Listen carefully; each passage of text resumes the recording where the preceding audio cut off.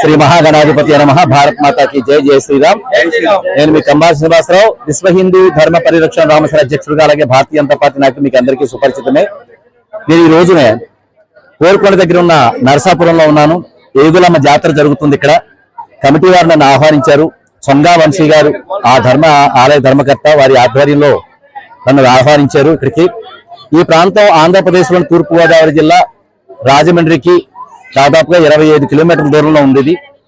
ఈ రోజు ఆహ్వానం మీద వచ్చి ఏగులమ్మ తల్లి జాతర సందర్భంగా హైందవ ధర్మాన్ని కాపాడడం కోసం, అలాగే మనం అందరం భారతీయులు, ఏ మతమైనా, ఏ కులమైనా, ఏ జాతి అయినా కానీ మనం అందరం కూడా భారతీయులు అందరం కలిసి ఉండాలని చెప్పి ఇక్కడ దళిత మైనారిటీ వర్గాలకి, హిందువులకి అందరికీ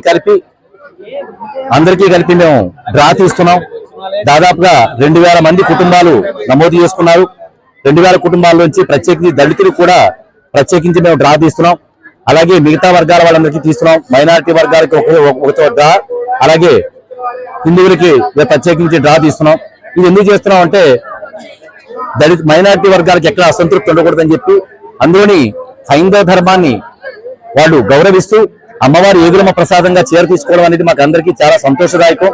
ఇదంతా కూడా నేషనల్ ఇంటిగ్రిటీ, అంటే దేశం యొక్క సమైక్యత, జాతీయ భద్రతా సమైక్యతకు సంబంధించిన విషయం కాబట్టి నేను అందరికీ ఈ విధంగా ప్రోత్సహిస్తున్నాను. ఇందులో చాలా మంది దళితులు మహిళలు వచ్చారు. వాళ్ళు ప్రత్యేకించి దళితులకు ఒక గ్రూప్ ఏర్పాటు చేసి వాళ్ళ చుట్టూ నుంచి వాళ్ళకి డ్రా తీయడం వాళ్ళకి సంతోషం అనిపించి వాళ్ళు వెంటనే వాళ్ళ మొహాల సంతోషంతో వెలిగినాయి.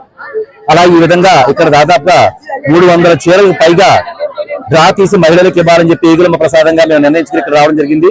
ఈ విషయాన్ని మీకు అందరికీ తెలియజేసుకుంటూ భారత్ మాతా की జై. జై శ్రీరామ్. జై శ్రీరామ్. జై శ్రీరామ్.